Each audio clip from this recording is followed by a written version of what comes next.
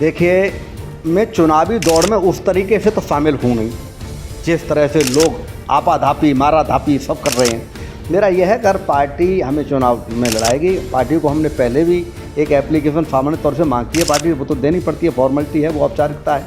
अगर पार्टी हमें चुनाव लड़ाएगी तो 100% चुनाव लड़ेंगे और जीत करके भी आएंगे, ये भी हमें अपने पर भरोसा। जो कोई तो हमारे यहाँ कहता है कि हम 2 बार के विधायक हैं, कोई कहता हम 4 बार के विधायक हैं, कोई कहता हम पूर्व विधायक हैं। अरे भाई, तुम्हें मौका मिला, क्या तुम्हारे सामने परेशानी थी? क्यों नहीं तुमने काम किया? किसने तुमको रोका? अरे भाई, काम करने के लिए तो आपने देखी एक फिल्म देखी होगी अनिल कपूर की, एक दिन का सीएम। अरे काम करने वाला तो एक दिन में भी करता है, तुम्हें वो काल्पनिक लगता है, लेकिन तुम तो साक्षात थे, साक्षात विधायक रहे, 2 बार रहे। अपने शहर की लेटेस्ट खबरों के लिए चैनल को सब्सक्राइब करें और बेल आइकन को दबाएं।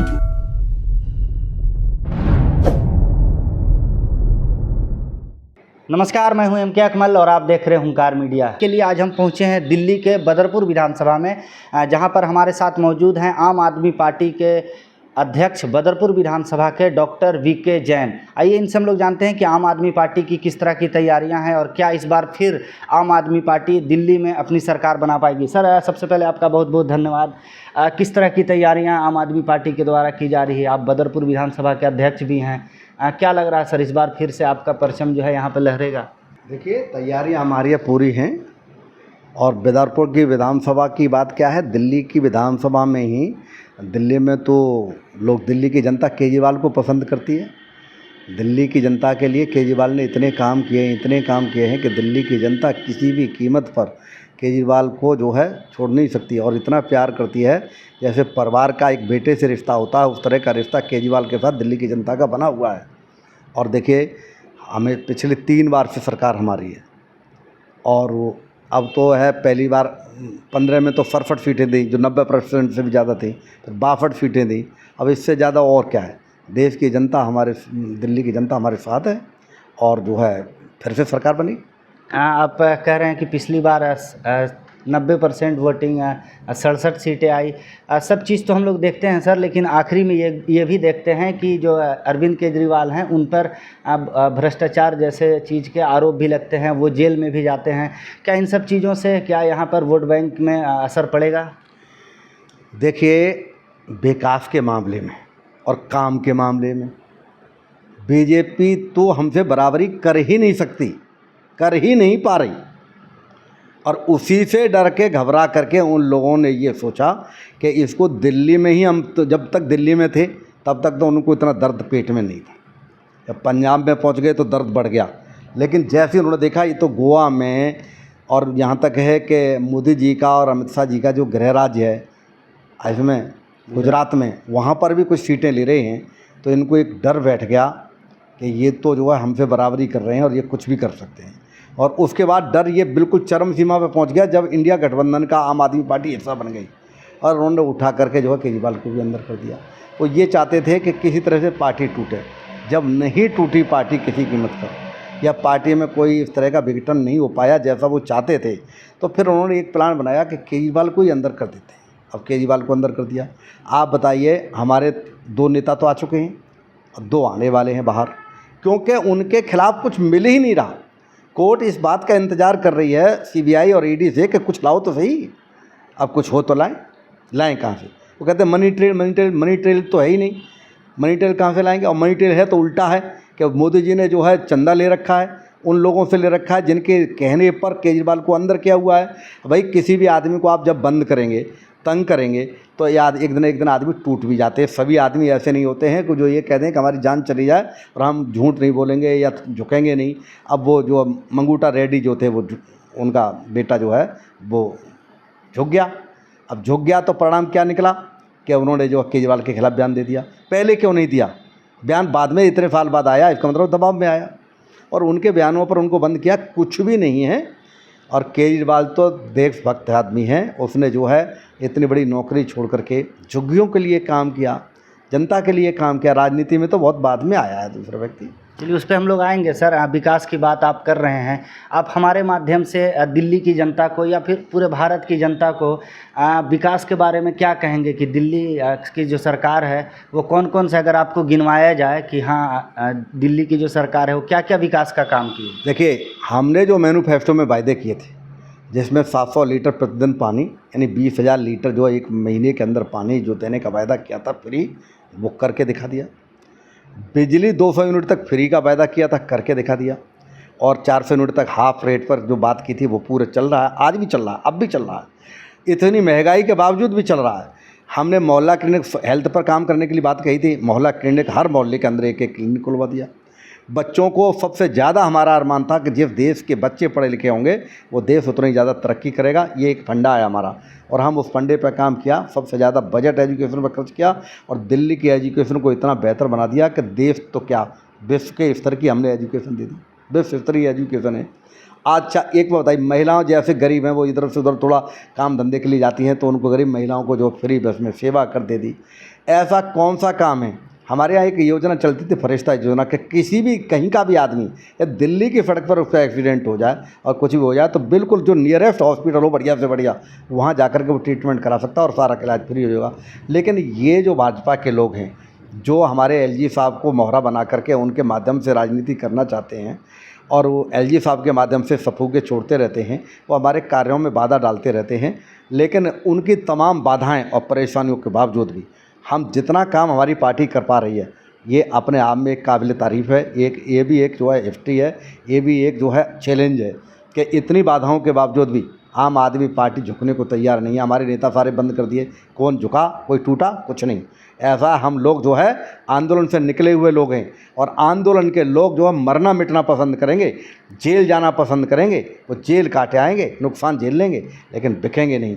और वो हमने करके दिखाया है, दिल्ली की सेवा करके दिखाई है, पंजाब में काम कर रहे हैं। एक बार बताइए, बीजेपी वालों एक ही बात कहते हैं, अरे दोस्तों बीजेपी के भाइयों तुम्हारे में हिम्मत है तो काम करो। देश की जनता उसको वोट देना चाहती है जो काम करेगा। केवल केंद्र में मोदी जी इसलिए बैठे हुए हैं कि उनके पास कोई प्रॉपर विकल्प नहीं था।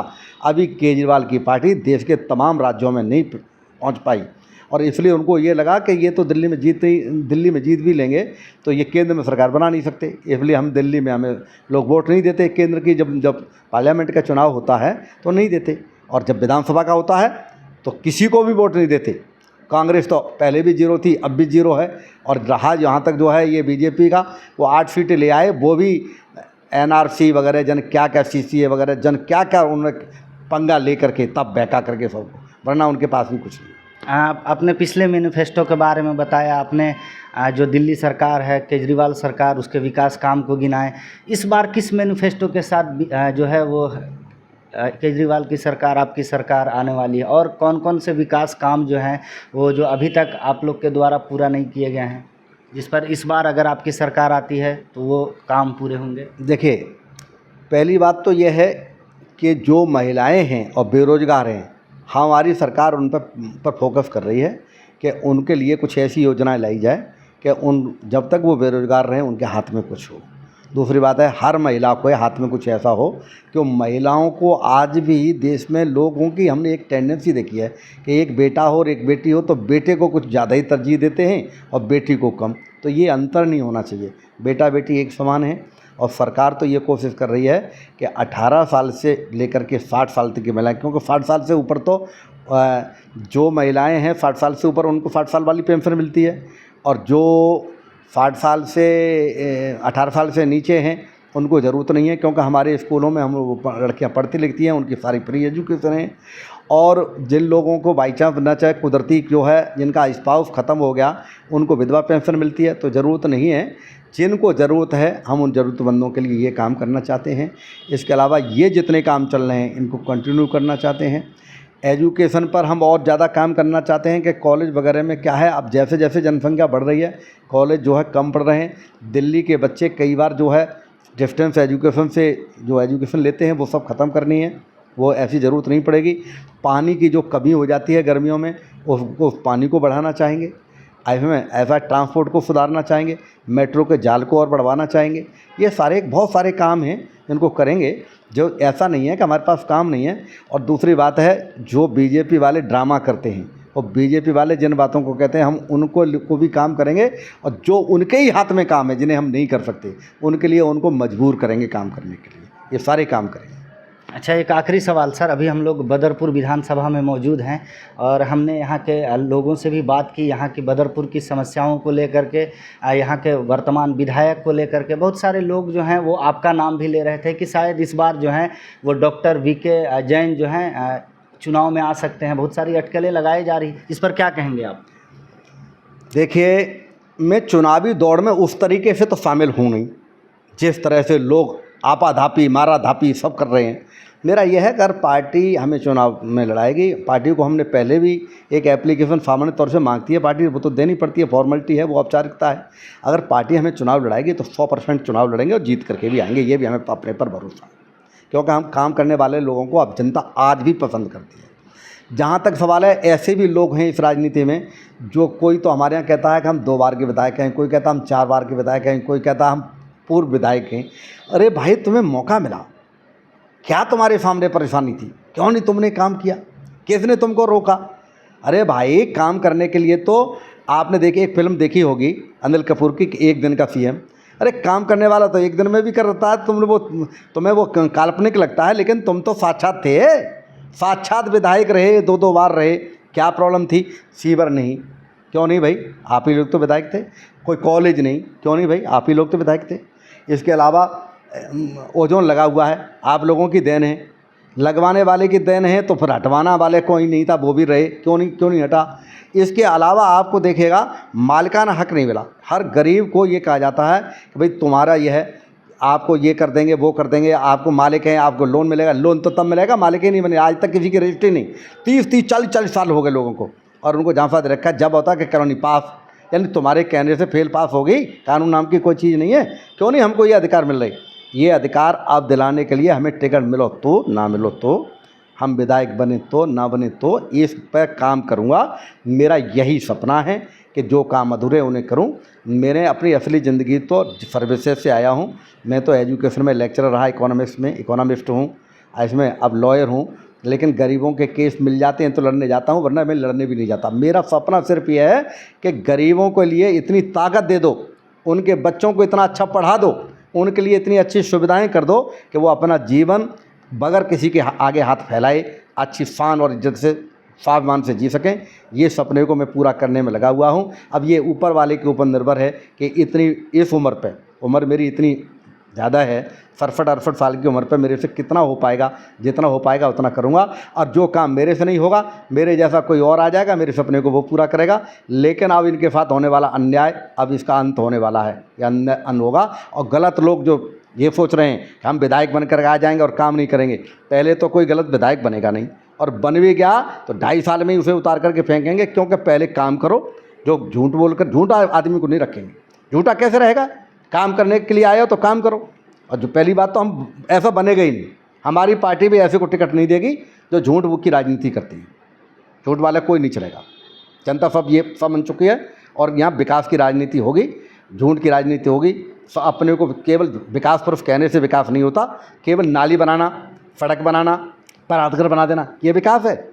विकास तो ये है कि यहाँ डिग्री कॉलेज होना चाहिए था, या इंजीनियरिंग कॉलेज, मेडिकल कॉलेज, कुछ तो ऐसा किया होता जिसको हम विकास का कार्य बताएं। कुछ भी नहीं है विकास के नाम। हाँ, ये पूरा। तो आपने सुना, ये थे बदरपुर विधानसभा अध्यक्ष वीके जैन जी, जिन्होंने बेबाकी से अपनी बात को कही, और इन्होंने साथ ही साथ ये भी कहा कि अब जो है वो लोगों के साथ अन्याय नहीं होगा। और टिकट के सवाल पर भी इन्होंने कहा कि अगर पार्टी मुझे उस लायक समझती है, अगर मुझे मौका देती है, तो मैं निस्वार्थ होकर गरीबों का काम करूँगा। और भी चर्चाएँ इन्होंने की। और भी हमारे साथ बड़े अपडेट के लिए लगातार आप बने रहिए। तब तक के लिए दीजिए इजाज़त। धन्यवाद। अपने शहर की लेटेस्ट खबरों के लिए चैनल को सब्सक्राइब करें और बेल आइकन को दबाएं।